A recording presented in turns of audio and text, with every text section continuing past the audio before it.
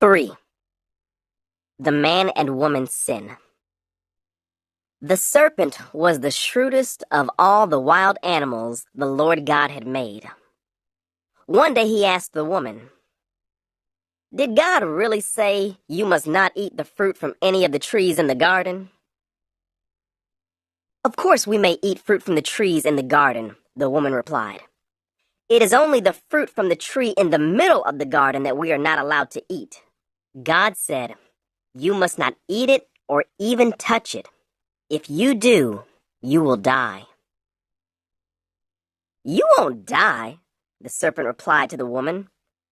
"God knows that your eyes will be opened as soon as you eat it, and you will be like God, knowing both good and evil." The woman was convinced. She saw that the tree was beautiful and its fruit looked delicious, and she wanted the wisdom it would give her. So she took some of the fruit and ate it. Then she gave some to her husband who was with her, and he ate it too. At that moment, their eyes were opened, and they suddenly felt shame at their nakedness. So they sewed fig leaves together to cover themselves. When the cool evening breezes were blowing, the man and his wife heard the Lord God walking about in the garden. So they hid from the Lord God among the trees. Then the Lord God called to the man, "Where are you?" He replied, "I heard you walking in the garden, so I hid. I was afraid because I was naked." "Who told you that you were naked?" the Lord God asked. "Have you eaten from the tree whose fruit I commanded you not to eat?" The man replied, "It was the woman you gave me who gave me the fruit, and I ate it."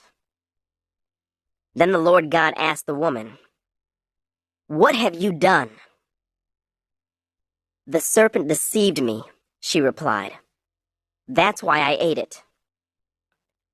Then the Lord God said to the serpent, "Because you have done this, you are cursed, more than all animals, domestic and wild. You will crawl on your belly, groveling in the dust as long as you live.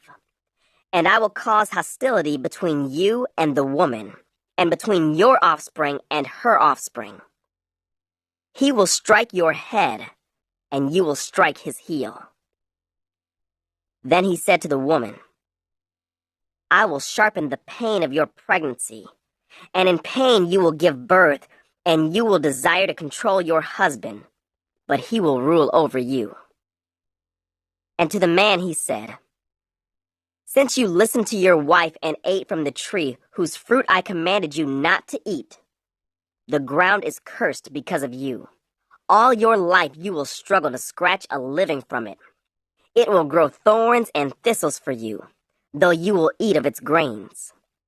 By the sweat of your brow will you have food to eat, until you return to the ground from which you were made. For you were made from dust, and to dust you will return." Paradise lost. God's judgment. Then the man Adam named his wife Eve, because she would be the mother of all who live. And the Lord God made clothing from animal skins for Adam and his wife.